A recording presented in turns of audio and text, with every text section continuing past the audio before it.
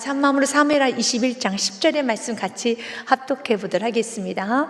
아야의 딸 리스바가 굵은 배를 가져다가 자기를 위하여 바위 위에 펴고 곡식 빼기 시작할 때부터 하늘에서 비가 시체에 쏟아지기까지 그 시체에 낮에는 공중의 새가 앉지 못하게 하고 밤에는 들짐승이 범하지 못하게 한지라. 아멘. 사랑하는 여러분, 10절의 말씀을 그대로 이미지화 시켜보시기 바라겠습니다. 한 여인이 시체 앞에서 여러분 그 시체를 보호하기 위해서 비를 자신의 몸으로 막고 있습니다.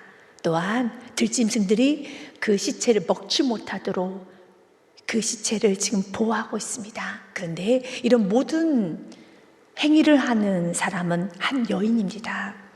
여러분 얼마나 무섭겠습니까? 하늘에서는 비가 쏟아지고 있습니다. 시체를 자신의 몸으로 덮고 있습니다. 들짐승이 먹기 위해서 으르렁거리고 있습니다. 여러분 썩은 냄새가 나고 있습니다. 모든 들짐승들은 여러분 먹으려고 합니다. 또한 까마귀, 또한 새가 와서 쪼아 먹으려고 합니다. 그 새를 내쫓고 있습니다. 들짐승과 싸우고 있습니다. 한 여인의 그 모습이 성경은 기록되고 있습니다. 그러면 왜 이 여인은 이렇게도 시체를 지키기 위해서 이렇게도 지금 고통스러운 이러한 시간을 갖고 있는가? 우리가 21장 10절의 말씀에 앞서서 다윗이 통일왕국의 왕이 되고 난 후에 이제 나라에 기근이 아주 심하게 오게 되었습니다. 다윗은 너무너무 고통스러운 겁니다. 고민스러운 겁니다. 왜 기근이 끝나지가 않는 것일까? 도대체 무엇이 문제일까? 그래서 하나님 앞에 사무엘하 21장 1절 말씀에 보면 다윗의 시대에 다윗이 왕이 되고 난 후에 해를 거듭하여 계속적으로 3년 기근이 있으므로 다시 여호와 앞에 간구하며 하나님 도대체 왜 이런 일이 일어납니까? 왜 이렇게 어렵습니까? 라고 기도를 하며 여호와께서 이르시되 이는 사울과 피를 흘린 그의 집으로 말미암으니 그가 기브온 사람을 죽였음이니라 하시니라. 그래서 오늘 첫 번째 메시지 들어야 될 메시지, 죄는 나로 끝나는 게 아닙니다. 죄는 그 자손에게까지 고통을 받습니다. 그래서 여러분들이 자녀를 사랑한다면 이제 부모는 죄를 지어서는 안 되는 겁니다. 여러분에게 지키고 싶은 사랑하는 이가 있다라며 여러분이 다음 세대를 세우고 싶고 여러분이 누군가에게 복이라는 걸 건네주고 싶다라면 그 복은 하나님으로부터 오는 것이며 여러분은 자녀보다 오래 살 수는 없어요. 이건 자연적인 법칙입니다. 그리고 어떤 부모도 나는 자녀보다 더 오래오래 살아야지 장수해야지라고 기도하시는 부모님은 없습니다.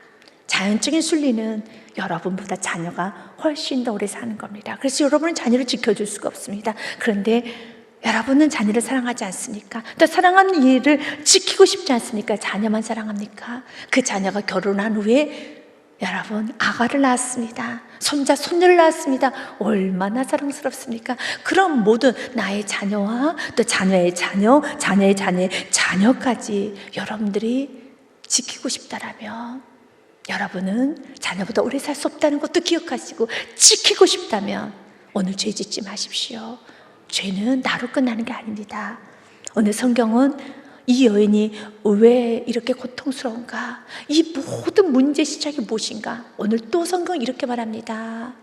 그 이유는 하나님께 기도를 해봤다는 겁니다. 그런데 하나님께서 이렇게 말씀하셔요. 이는 사울과 피를 흘린 그의 집으로 말미암이다. 사울 때문이라는 겁니다. 사울 때문에 그의 아들 요나단이 죽었습니다. 요나단만 죽은 것이 아닙니다. 요나단의 여러분 아들들이 죽어가고 있습니다.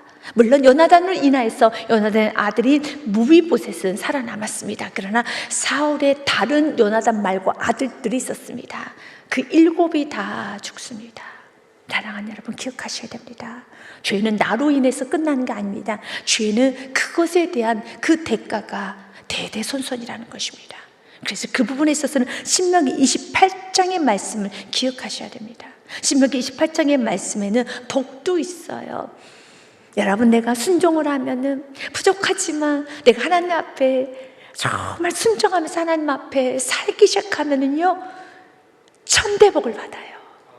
이거 얼마나 큰 수지 맞은 여러분 얼마나 큰 수지 맞은 여러분 신앙생활입니까? 그래서 여러분들이 자녀들 사랑한다면 순종하십시오. 천대복이 임한다는 겁니다. 내가 내 하나님 여호와의 말씀을 청종하면 이 모든 복이 내게 임하며 내게 이르노니 성읍에서도 복을 받고 들에서도 복을 받을 것이며 내 몸의 자녀도 복을 받고 내 토지의 소산도 복을 받고 내 짐승의 새끼도 복을 받으며 소와 양의 새끼가 복을 받을 것이며. 그래서 내가 하나님 앞에 자그마한 순종을 했는데 하늘의 문이 열려요. 그래서 순종하는 사람에게는 이런 신명기서에 이 순종의 말씀이 너무 귀한 겁니다. 하나님, 내가 한 건 아무것도 없습니다. 난 너무 작습니다. 너무 초라한 삶을 살았습니다. 너무 부족했습니다. 그러나 우리는 요나단을 통해서도 알고 있습니다. 요나단 아버지 사울가 죽었어요. 여러분이 잘 아는 말씀, 사무엘상 말씀 마지막 장 31장 6절 말씀에 보면 성경은 이렇게 기록되어 있어요. 31장 6절에 사울과 그의 세 아들과, 여기서 세 아들은 바로 요나단이 포함됩니다. 무기를 든 자와 그의 모든 삶에 다 그날에 함께 죽었더라. 사울만 죽은 게 아니에요. 동일한 날짜에 요나단도 죽었습니다. 그러나 요나단의 후손인 무이보셋만은 그 저주에서 끊어져서 나왔다라는 겁니다. 이것이 바로 순종하는 자의 축복이에요. 여러분, 하나님 앞에 살면 하나님이 챙겨주세요. 하나님 앞에 살면 지금은 여러분의 자녀가, 지금은 여러분의 삶이 좀 부족한다 할지라도 하나님 앞에 진실하게, 요나단처럼 정직하게, 그리고 오늘 다윗처럼 후덕하게 살기 시작할 때 하나님께서 받쳐주세요. 하나님이 참 도와주십니다. 성경은 이렇게 말을 합니다. 내 몸의 자녀와 내 토지의 소산과 그리고 내 짐승의 새끼와 양의 새끼가 복을 받을 것이며, 5절 말씀 보면 내 강주려 떡반죽 그릇이 복을 받을 것이며, 6절은 같이 읽어보겠습니다. 내가 들어와도 복을 받고 나가도 복을 받을 것이니라. 아멘. 이것이 바로 순종하는 자의 축복입니다. 그러나 반대로 만약 15절 말씀에 내가 만약 내 하나님 여호와의 말씀을 순종하지 아니하여 내가 오늘 내게 명령하는 그 모든 명령과 규례를 지켜 행하지 아니하면 이 모든 저주가 내게 임하며 내게 이를 것이니 내 성읍에서도 저주를 받고 들에서도 저주를 받을 것이요 또 내 강주리와 떡반죽 그릇도 저주를 받을 것이요 내 몸의 소생과 내 토지의 소산과 내 소와 양의 새끼가 저주를 받을 것이며 내가 들어와도 저주를 받고 나가도 저주를 받으리라 라는 말씀이 있어요. 그런데 조금 더 구체적으로 많은 저주의 말씀이 계속적으로 선포되고 있습니다. 그 중에 44절부터 46절의 말씀 마지막 말미 부분까지 좀 보기 원합니다. 그는 내게 구워줄지라도 너는 그에게 구워주지 못하리니 그는 머리가 될 것이고 너는 꼬리가 될 것이다. 내가 내 하나님 여호와의 말씀을 청종하지 아니하고 내게 명령하신 그 명령과 규례를 지키지 아니하므로 이 모든 저주가 내게 와서 너를 따르고 내게 이르러 마침내 너를 멸하리니 라고 성경에 맞춰지면은 그래, 죄를 지었으니까 죄를 지은 당사자가 그렇게 징계를 받는 건 당연한 것이겠지. 그러나 그렇지가 않습니다. 이 모든 저주가 너와 내 자손에게 영원히 있어서 이렇게 하신 이유가 무엇입니까? 표징과 훈계가 되리라. 이렇게 살면 안 된다는 훈계를 주시기 위한 거예요. 이것 또한 하나님의 긍휼이죠. 이거 봐, 이렇게 교만하게 살면, 거만하게 살면, 하나님을 외면하고 살면, 은혜를 저버리고 살면 안 되는 것이란다. 표징과 훈계가 되리라. 사울의 이 죄는 계속적으로 성경은 언급하고 있습니다. 마치 우리 세상의 가벼운 말로 마치 하나님께서 뒤끝이 엄청 기신 것처럼 너무나도 오랫동안 이 말씀이 계속 기록되어 있습니다. 오늘도 우리는 훈계를 받아야 됩니다. 그리고 다시 한번 마음에 각심을 하십시오. 하나님, 내가 순종하며 살겠습니다. 하나님을 만홀히 여기지 않겠습니다. 나는 은혜가 있으시길 바라겠습니다. 그러면서 하나님께서는 사울의 죄를 굉장히 크게 다루시는데, 특별히 다윗이 왕이 되고 난 후에 기근이 온 겁니다. 그런데 그 이유가 사울의 잘못 때문에 그렇습니다. 그러면 사울로서 끝내야 되는 건데 그렇지 않아요. 사울의 죄가 그의 후손의 후손까지, 그리고 사울은 무엇이었습니까? 왕이었기 때문에 이스라엘에게까지도 영향이 가는 겁니다. 여러분들 은혜를 받는 것도 굉장히 중요하고, 또한 직분을 받는 것도 중요하고, 또 여러분들 삶의 지경이 넓혀져 가기를 기도하는 것도 중요하지만, 그만큼 내가 지경이 넓혀지고 은혜를 많이 받은 만큼 그 자리에서 순종을 하면 그렇게 많은 은혜가 임하게 되는 겁니다. 반대로 사울이 왕이기 때문에 이스라엘이 어려운 거예요. 내가 불순종을 하면 내 지경이 넓어진 것만큼 그만큼 어둠은 영향을 주게 돼 있어요. 이스라엘의 전체 어둠이 임하고 있습니다. 사울이 하나님의 언약을 무시하고 살았어요. 하나님께서는 기본 족속들에게 선대하라고 했었지요. 그러나 사울은 그 말씀을 외면하고 무시하고 하나님의 주권 앞에 살지 못하고 자신이 보기에 기본 족속은 이방 족속이야, 자신의 마음에 들지 않는다는 겁니다. 자신이 주인 되어 살았습니다. 그리고 기본 족속들을 학대하고 그리고 몰살시켰어요. 죽였어요. 하나님은 그 죄를 다윗의 시대 때 갚고 있습니다. 그러면서 다윗에게 표징과 훈계를 주는 거야. 다윗아, 똑똑히 기억해라. 하나님의 말씀을 어기는 왕의 그 영향이라는 것이 얼마나 크다는 것을, 그래서 우리가 칭찬과 명성을 얻고 우리가 기둥달을 받으면서 높은 자리에 올라가며 삶의 지경이 넓어지는 거 물론 너무 귀합니다. 그 넓어진 만큼 그만큼 책임이 있다라는 겁니다. 로마서 말씀에도 이렇게 되어 있죠. 로마서 5장 17절 말씀에 보면은 한 사람과 한 사람이 나옵니다. 첫 번째 나온 한 사람과 두 번째 나온 한 사람은 다릅니다. 첫 번째 나온 한 사람은 아담을 말합니다. 그러니까 하나님에게 교만하게 행하여서 하나님 말씀에 불순종했던 아담을 말합니다. 알면서도 불순종했습니다. 설마 죽을까 하노라. 죽습니다. 한 사람의 범죄를 말미암아 사망이 그 한 사람을 통하여 왕노릇하였은지, 그러나 반대로 더욱 은혜와 의의 선물을 넘치게 받는 자들은 한 분 예수 그리스도를 통하여 생명 안에서 왕노릇하리라. 그래서 순종하려고 마음에 결심을 한 자는 모든 말씀은 은혜고 기적입니다. 하나님, 순종하면 나는 이 축복을 믿습니다. 하나님, 이 축복이 흘러가게 하여 주옵소서. 18절 말씀 순종을 다시 한번 다짐하면서 우리 한번 읽어봅니다. 시작. 그런즉 한 범죄로 많은 사람이 정죄에 이른 것 같이 한 의로운 행위로 말미암아 많은 사람이 의롭다심을 받아 생명에 이르렀느니라. 여러분 기억하십시오. 한 사람의 범죄로 인하여서 많은 사람이 정죄에 이르렀지만 한 사람의 순종을 인하여 생명이 이르렀습니다. 하나님은 다윗에게 사울의 범죄를 그대로 드러냅니다. 그때 다윗이 이 문제를 해결하기 위해서 기본 족속을 부릅니다.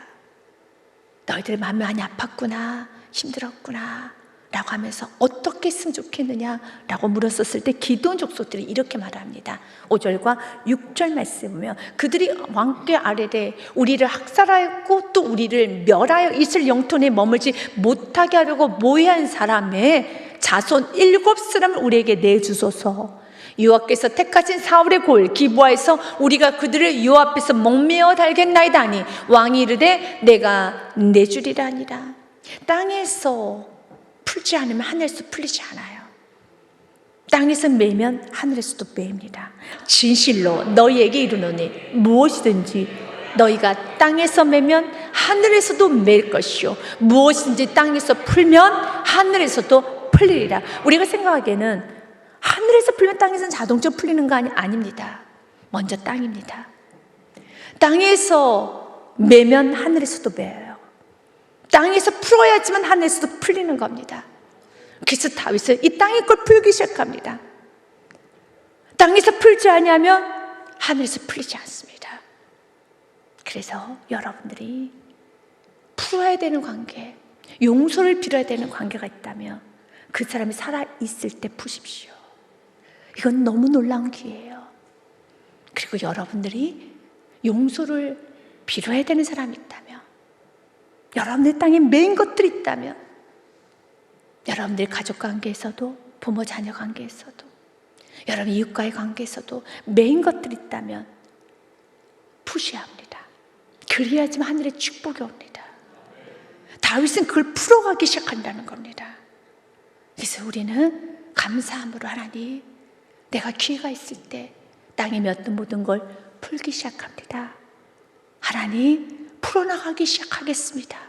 그리고 동시에 여러분들은 그 누가도 원수 삼지 마십시오. 예수님께서 베드로에게도 말씀하셨어요. 마태복음 16장 말씀은 시몬 베드로가 예수님께 말씀하십니다. 당신은 그리스도시요, 주는 그리스도시요, 살아계신 하나님의 아들이십니다 라고 했을 때 예수님은 그 대답을 듣고 너무 기뻐서 예수께서 대답해 이르시되 바요나 시몬아, 내가 복이 있도다. 이를 내게 알게 한 이는 혈육이 아니요 하늘에 계신 내 아버지시니라 라고 하면서, 또 내가 내게 이르노니 너는 베드로라. 내가 이 반석 위에 내 교회를 세우노니 첫 번째 음부의 권세가 이기지 못하리라. 아멘. 바른 신앙 고백 위에 영적 권세를 주십니다. 어떤 어둠의 권세도 이기지 못하는 영적 권세를 주십니다. 두 번째로 19절 말씀처럼요, 내가 천국의 열쇠를 내게 주리니 내가 땅에서 무엇인지 매면 하늘에서도 맬 것이요 땅에서 무엇인지 풀면 하늘에서도 풀리리라. 오늘 이렇게 풀지 않으면 기근이 와요. 풀지 아니하면 가뭄이 옵니다. 풀지 않으면 사람이 죽어나갑니다. 그래서 풀 수 있는 건 은혜인 것입니다. 여러분의 가정에 사회적인 아픔을 줬다면, 누군가에게 아픔을 줬다면 여러분 그걸 풀어야 되는 겁니다. 여러분들이 좀 지난 세월 욕설을 했다면 그것 또한도 푸십시오. 선한 말을 하는 것도 중요하지만 내가 욕설을 했다, 푸셔야 됩니다. 왜 욕설을 하셨습니까? 왜 욕을 하십니까? 왜 그 사람 욕을 들어야 됩니까? 그럴 이유는 없어요. 푸셔야 합니다. 그럴 때 하늘의 축복이 와요. 여러분들이 누군가에게 눈물을 흘리겠다라면 그 눈물을 마음 가운데 이제는 닦아준 행동을 하셔야 됩니다. 주님은 오늘 이 부분에 있어서 계속 치료할 정도로, 지칠 정도로 다루고 있습니다. 그만큼 죄의 뿌리를 끊어내라는 것이죠. 이건 우리에게 축복이에요. 이건 지친 말씀이 아닙니다. 부부간의 싸움할 때 가끔씩 이런 말을 많이 합니다. 언제까지 그 사건을 계속적으로 무한 반복하겠느냐라는 말을 합니다. 언제까지요? 제대로 사과할 때까지. 언제까지 무한 반복하겠어? 라는 말을 합니다. 제대로 용서를 빌 때까지. 사랑하는 여러분, 이것은 상대방을 위한 게 아니에요. 바로 하나님과 나의 관계가 풀어져야 되는 겁니다. 내가 땅에서 못이 매면 하늘에서도 메어버려요. 땅에서 못이 풀면 하늘에서도 풀리리라. 여러분들 불평을 했다라면 이미 하나님과 여러분 사이에 매인 겁니다.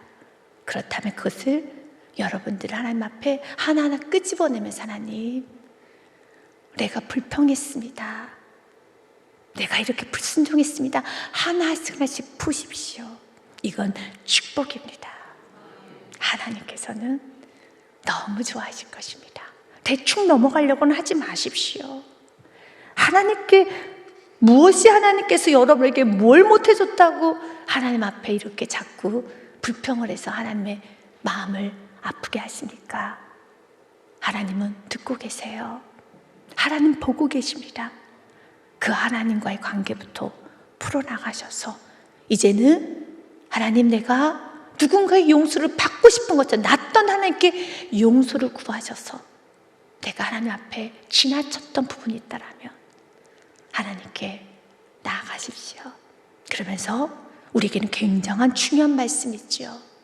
여러분, 회개는 축복입니다. 히브리서 2장 말씀에 보면 이렇게 되어 있습니다. 자녀들은 혈과 육에 속하였음에 그도 또한 같은 모양으로 혈과 육을 함께 지니 심은 죽음을 통하여 죽음의 세력을 잡은 자 곧 마귀를 멸하십니다. 십자가의 사건. 어떤 여러분이 범죄를 했고 어떤 넘어지고 어떤 과거가 있다 할지라도 주님께 있는 모습 그대로, 부족한 모습 그대로, 여러분 상처난 모습 그대로 주님께 나아가서 고하기 시작하면 주님은 용서해 주세요. 주님 오늘 약속하셨잖아요. 십자가에서 우리의 모든 죄로 해서 죽으셨습니다. 이것이 우리가 누려야 되는 은혜인 겁니다. 그러면서 15절 말씀 연예 이렇게 말합니다. 또 죽기를 무서함으로 한평생 매어 종노릇하는 모든 자들을 놓아주기 위하여서, 여러분 매었던 모든 것을 놓아주기 위하여서, 모든 과거에 지나쳤던 삶에서 놓아주기 위하여서, 모든 불순종의 삶에서 놓아주기 위하여서 하나님은 보혈의 피를 흘려주셨어요. 이걸 누리라는 것입니다. 그러면서 16절 말씀에 보면 콕 집어 이렇게 말합니다. 같이 읽겠습니다. 이는 확실히 천사들을 붙들어 주려 하심이 아니요 오직 아브라함의 자손을 붙들어 주려 하십니다. 아멘. 확실히 나는 천사들을 위해서 피를 흘린 거 아니야. 그러면 왜 이렇게 좀, 여러분 왜 이런 말씀을 하셨지? 왜 갑자기 천사라는, 여러분 좀 이상한 단어를 왜 성경 기록해 놨을까요? 그리고 천사와 아브라함의 자손, 아브라함의 자손은 믿음으로 예수 그리스도 믿는 자 여러분을 말하는 겁니다. 여러분과 천사랑 비교할 때 어떻습니까? 천사 여러분을 비교할 때 어떻습니까? 천사는 정말 천사죠. 여러분 천사이십니까? 천사같이 살고 있습니까? 천사같이 행동하고 있습니까? 천사이십니까? 여러분 어떻게 보면 천사가 아니라 하나님의 자녀이긴 자녀인데 정말 마귀처럼 행동할 때도 있어요. 그러나 주님 말합니다. 나는 천사, 너희들이 그토록 흠모하는, 그렇게 착하게 여기는, 그렇게 멋지고 근사하게 여기는 그 천사, 엔젤, 아이들도 너무 좋아하는 그 엔젤, 천사를 붙들어 주기 위해 온 게 아니라 시커먼 모습으로, 악독한 모습으로, 어두운 모습으로 살아가고 있는 하나님의 자녀이지만 하나님의 자녀인지 아니면 양인지 일인지도 분간할 수 없을 정도로 헛갈리고 있는 그러한 부족한 모습인 아브라함의 자손인 하나님의 나를 붙들어 주시기 위한 겁니다. 하나님은 천사를 붙들어 주지 않고 부족한 저와 여러분을 붙들어 주십니다. 주님은 여러분의 삶을 부정하지 않아요. 여러분이 부족한 점도 있지만 하나님은 또 여러분의 눈물을 하시고, 여러분의 그 성실했던 시간을 하시고, 여러분의 그 충성스럽게 가정과 모든 걸 지켰던 시간을 또 다 하십니다. 다 하세요. 그래서 마지막 가장 깨끗하게 여러분 인생을 바꾸고 싶어서, 정말 순결하게 바꾸고 싶어서 하나님은 풀 수 있을 때까지 풀라는 겁니다. 이미 십자가에서 다 해결됐지만 나는 정말 너가 다음 세대에 아주 근사한 사람으로 남기기를 우리 하나님이 더 원하십니다. 어떤 누군가 여러분을 생각할 때 존경합니다라고 고개가 숙여지는 은혜가 하나님은 주시기를 원합니다. 그래서 이사야 53장의 말씀을 기억하면서 가봅시다. 같이 읽습니다. 시작. 그가 찔림은 우리의 허물 때문이요 그가 상함은 우리의 죄악 때문이라. 그가 징계를 받음으로 우리는 평화를 누리고 그가 채찍에 맞음으로 우리는 나음을 받았도다. 아멘. 사랑하는 여러분, 예수 그리스도의 보혈의 피로 우리는 모든 것을 다 회복시켜줬습니다. 예수님의 그 피로 인해서 나음을 입었습니다. 예수 그리스도의 그 피로 인해서 깨끗함을 받았습니다. 그래서 이제는 존 스토트의 말에 대해서 한 번쯤은 귀를 기울여 봅시다. 죄는 참 불쾌한 사실이다. 너무 불쾌하죠. 여러분 부족했던 시간 너무 불쾌하죠. 때로는 과한 폭력, 폭언, 또한 여러분 짜증, 불평, 불만, 이기심, 욕심, 교만, 오만, 자기자랑, 허영, 시기, 질투, 이런 나의 과거의 모습, 이기심의 모습이 직면하면 너무 불쾌합니다. 그러나 불쾌하게만 생각하지 마시고 이거 기회로 보십시오. 그러나 그것을 무시해서도 안 되고 비웃어서도 안 된다. 오히려 우리는 죄에 정직하게 직면하십시오. 그래서 이 죄가 우리의 후손들에게 영향이 갖지 않도록 여러분 때 예수 십자가의 보혈의 피로 끊어내시기를 바랍니다. 근데 사울은 끊어내지 못했어요. 그러나 요나단으로 끊어냈고 다윗으로 이제는 사울 왕이 저질렀던 모든 죄의 그 흐르는 저주가 새로운 왕, 의의 왕, 여러분 정직한 예배자였던 다윗 왕으로 해서 그 모든 저주가 끊어지기 시작합니다. 그것은 마지막 다윗의 후덕한 모습이었기 때문에 그렇습니다. 한 여인이 웁니다. 왜냐하면 말씀 그대로 이제 기본의 요구 조건대로 사울의 7명의 아들이 죽었습니다. 사무엘 21장 말씀에 보면 왕이 이에 아야의 딸 8절과 9절 말씀에 아야의 딸 리스바에게서 난 자 곧 사울의 두 아들 알모냐와 모비셋과 여기서 모비보셋은 요나단의 아들 모비보셋이 아니라 동명이인을 말합니다. 모비보셋과 사울의 딸 메랍에게서 난 자 곧 무올렛 사람 바르실레 아들 아드리의 다섯 아들을 붙잡아서 9절 말씀에 보니 그들을 기브온 사람의 손에 넘기니 기브온 사람이 그들을 산 위에서 요 앞에 목매어 달매 그들 7사람이 동시에 죽으니 죽을 때는 곡식 빼는 첫날 곧 보리를 베기 시작하는 때더라 하면서 죽습니다. 그리고 자신의 아들의 시체를 어머니였던 여러분 10절 말씀을 리스바가 그 시체를 자신의 몸을 덮고 있는 겁니다. 아의 딸 리스바가 굵은 배를 가져다가 자기를 위하여 바위 위에 펴고 곡식 빼기 시작할 때부터 하늘에서 비가 시체에 쏟아지기까지, 곡식 빼기 시작할 때부터 하늘에서 비가 시체에 쏟아지기까지는 어떤 학자는 약 3개월이라고 합니다. 3개월 동안 지켰습니다.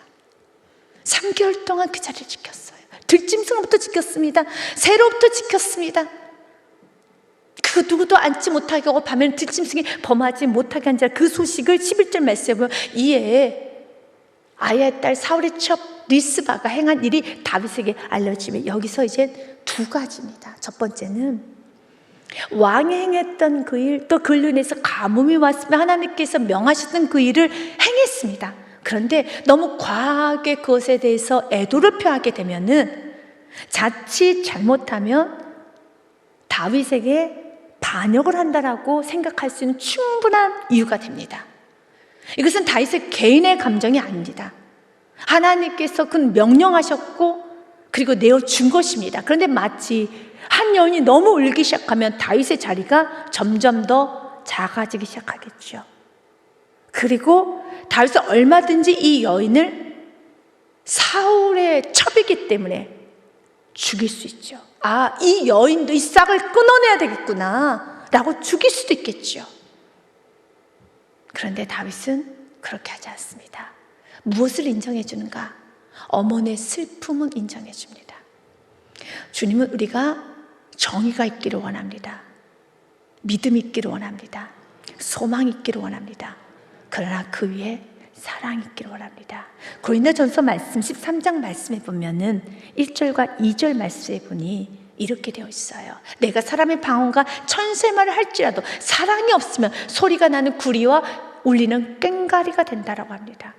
내가 애원하는 능력도 있어요. 모든 비밀과 모든 지식을 알고 또 산 옮길 만한 모든 믿음이 있을지라도 사랑이 없으면 내가 아무것도 아니요 라고 했습니다. 지금 다윗이 행했던 이것은 다윗의 혈기, 다윗의 여러분 개인적 감정으로 한 것이 아니라 나라 전체 기근이 온 겁니다. 그리고 분명하게 1절 말씀에 하나님께서 뭐라고 했습니까? 하나님께 기도했던 하나님께서 여호와께로 말미암아 하나님께서 말씀하시기를 사울로 말미암아 이 모든 재앙이 왔다라고 하면서 기브온 족속이 어떻게 할까 물었더니 기브온 족속이 내가 사울의 아들들 내주십시오. 이것은 단순히 돈으로 해결할 수 있는 문제가 아닙니다. 우리나라 족속을 전체를 멸절시켰던 그 왕가의 나의 아들들 내주십시오 라고 했었을 때 이것은 개인적 감정이 아니기 때문에 다윗은 하나님 뜻 가운데 인도를 받은 겁니다. 정의지요, 공평이지요, 하나님 뜻입니다. 의입니다. 여기서 우리가 배워야 될 게 두 번째가 무엇입니까? 첫 번째, 죄는 나로 끝나는 것이 아니라 대대손손으로 넘어간다는 걸 기억하시고, 죄가 내 대에서 끊어지는 축복, 하나님 앞에 순종의 축복을 여러분 첫 번째로 기도하고 순종하십시오. 이제 두 번째로, 하나님의 뜻을 이룹니다. 믿음으로 삽니다. 하나님의 그 의를 이룹니다. 그러나 언제나 사랑이 있기를 원합니다. 그래서 히브리서 고린도서 13장 말씀해 보면은, 마지막 절 말씀해 보면 이런 말씀이 있지요. 믿음, 소망, 사랑, 그 중에 제일은 무엇이라? 사랑이라라는 말씀이 있는 거예요. 이 말씀이 믿음이 제일 중요한 거 아니야? 소망이 제일 중요한 거 아니야? 믿음은 모든 사람이 믿음으로 구원받는 것인데 믿음이 제일 중요한 거 아니야? 라고 말해야 될 것 같아요. 맞아요. 예수님을 믿음으로 구원받지, 성경에는 사랑으로 구원받는다는 말씀이 없어요. 믿음입니다. 믿지 않으면 지옥 갑니다. 그러나 그 믿음에서 성경은 이렇게 말해요. 이건 우열을 따지는 것이 아니라 그 위에 사랑이 있어야 되는 겁니다. 그 중에 제일은 사랑이라. 아멘. 그 중에 제일은 사랑이라. 오늘 다윗은 여기서 저 사울의 첩이 나의 이 고통스러운 결정에 이렇게도 방해를 하는구나, 저렇게 울고 있으면 또다시 분열되고 저렇게 하면 안 되지, 전 나에 대한 반역이야 라고 오해를 하고 감정을 더 실으는 것이 아니라, 다윗은 그 여인, 그 어머니의 슬픔은 헤아려 준다는 겁니다. 사랑하는 여러분, 우리에게도 이런 마음이 있어야 됩니다. 긍휼의 마음이죠, 자비의 마음이죠, 착한 마음인 것이죠. 그래서 유진 피터슨 목사님 이런 말합니다. 친절은 거창한 계획보다 더 깊이 사람을 변화시킨다. 친절은 언약적 사랑이 오늘에 스며든 흔적이에요. 또한 장파울 참 의미 있는 말을 했어요. 친절은 내가 가진 것을 나누는 게 아니라 내가 누구인지를 드러내주는 겁니다. 역시 다윗은 성군이구나를 드러내주는 거예요. 다윗이 어떻게 행동하는가? 그 여인의 말을 듣고, 소식을 듣고 이어서 말합니다. 다윗이 가서 사울의 뼈와 그의 아들 요나단의 뼈를 길라스 야베스 사람에게 가져가니, 이는 전에 블레셋 사람들이 사울을 길보아에서 죽여 블레셋 사람들이 벳산 거리에 매다은 것을 그들이 가만히 가져온 것이라. 다 가져옵니다. 사울에 있는 모든 뼈들을 다 가져옵니다. 그리고 14절 말씀에 사울과 그의 아들 요나단의 뼈와 함께 베냐민의 땅 셀라에서 그의 아버지 기스, 사울의 아버지를 말합니다. 그래서 사울을 기스의 아들이라고 하지 않습니까? 기스의 묘에 장사하되 모두 왕의 명령을 따라 행하니라. 그 후에야 하나님이 그 땅을 위한 기도를 들으시니라. 우리가 하나님의 뜻을 행하는 거, 이것은 먼저가 맞습니다. 그러나 그 위에 사랑이 없으면 하나님은 도와주지 않습니다. 사랑하는 여러분, 우리는 메시지를 들어야 되겠습니다. 오늘 성경에서 우리들에게 말하는 것이 무엇입니까? 13절과 14절 말씀을 한 번 더 보겠습니다. 다윗이 그곳에서 사울의 뼈와 그 아들 요나단의 뼈를 가지고 올라오면 사람들이 그 달려 죽은 자들 7명의 아들들의 뼈를 거두어다가, 14절 말씀 한 번 더 같이 읽겠습니다. 사울과 그의 아들 요나단의 뼈와 함께 베냐민 땅 셀라에서 그의 아버지 기스의 묘에 장사하되 모두 왕의 명령을 따라 행하니라. 그 후에야 하나님의 그 땅을 위한 기도를 들으시니라. 아멘. 이제는 각자 하나님에게 주신 음성을 들어보십시오.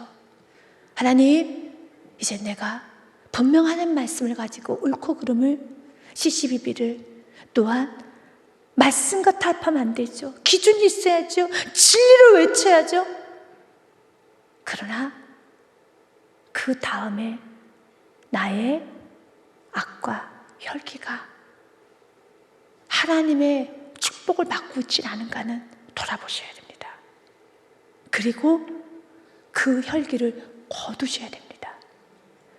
하나님은 이 여인의 슬픔의 소리를 다윗이 듣고 이 여인을 끌어안으면서 사울의 집안에게 마지막 선을 베풀었을 때 하나님은 사울의 가정을 완전히 멸하셨어요. 참 여러분 역설적이지 않습니까? 하나님은 그토록 사울의 왕가를 이렇게 장사까지 지내주고 그렇게 원하셨더라면 용서해 주면 되는 거 아닌가? 아니에요. 하나님은 공의 하나님이시기 때문에 이 죄는 십자가 아닌 것은 해결할 수 없게, 이거는 사람이 용서할 수 있는 영역이 아니에요. 우리는 누군가를 용서해 줄 수 없어요. 누군가를 내가 가서 풀어줄 수가 없어요. 푸는 건 죄를 지은 여러분만의 특권이고 기회이고 여러분에게 축복권은 여러분에게 있어요. 그 누군가가 풀어줄 수 있는 부분이 아니라는 겁니다. 그래서 내가 풀 수 있는 그 기회가 있을 때 풀라는 겁니다. 축복이 벌써 나에게 있다라는 겁니다. 그 누구도 풀어줄 수 없어요. 다윗도 풀어줄 수가 없습니다. 다윗이 할 수 있는 건 사랑밖에 없어요. 용서는 하나님의 영역이기 때문에 그렇습니다. 용서는 하나님의 영역입니다. 하나님 풀어주셔야 되는 겁니다. 근데 하나님은 어떨 때 풀어주십니까? 너가 그 사람한테 용서를 빌면 나도 풀어주리라. 이건 하나님 법칙인 겁니다. 여기서 우리가 해야 되는 건 다윗과 같은 후덕함입니다. 이제는 하나님께서 사울의 죄를 끝까지 다루셨던 그 하나님이 오늘 다윗의 모습을 보면서 하늘의 문을 여시는 주님을 여러분은 기억하셔야 됩니다. 그리고 내가 어떻게 삶을 살아야 가야 될 것인가를 지혜를 얻으셔야 됩니다. 그리고 여러분의 성령 음성을 들으시고 순종하고 나가십시오. 성경은 이렇게 되었습니다. 그 후에 하나님의 그 땅을 위한 기도를 들으십니다. 시편 말씀에 보면 이렇게 되어 있습니다. 베드로전서 4장 7절과 8절 말씀에 보니 만물의 마지막에 가까웠으니 그러므로 너희는 정신을 차리고 근신하여 기도하라라고 되어 있습니다. 이것은 말씀이고 기준이고 진리입니다. 그러나 우리 마음에 어떤 마음이 동시에 있어야 되는가? 무엇보다 뜨겁게 서로 사랑할지니라. 사랑은 허다한 죄를 덮느니라. 아멘. 이제는 우리가 가야 되는 길은 다윗과 같은 길입니다. 하나님께서 악에는 하나님이 처리하세요. 용서도 하나님이 하시는 것이고 징계도 하나님이 하시는 것이고 모든 건 다 하나님이 하시는 겁니다.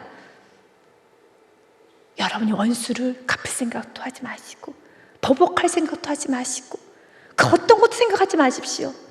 여러분이 해야 되는 것은 내가 잘못했다면 나는 용서를 비는 것이고 여러분이 해야 되는 건 다윗과 같은 길을 가셔야 되는 겁니다. 후덕한 삶을 사십시오. 오늘 다윗과 같이 선을 베푸십시오. 그럴 때 하나님께서 하늘의 문을 열어주시니다. 우리 감사드린 교회가 이러한 교회가 되기를 주님으로 축복드립니다. 주님께 영광 박수 올려드리겠습니다.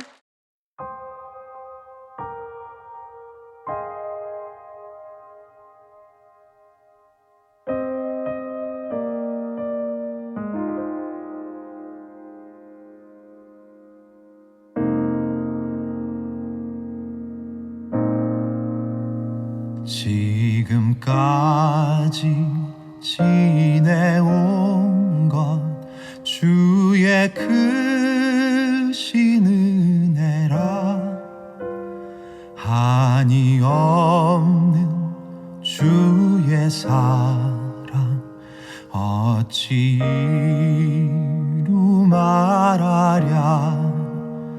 자나깨나 주의 손이 항상 살펴주시고 모든 일을 주 안에서 형통하게 하시네. 몸도 마음도 연약하나 새 힘 받아 살았네. 물 붓듯이 부으시는 주의 은혜 족하다. 사랑 없는 거리에나 험한 산길 헤맬 때 주의 손을 굳게 잡고 찬송하며 가리라. 주님 다시 뵈올 날이 날로 날로 다가와 무거운 짐 주께 맡겨 벗을 날도 멀잖네.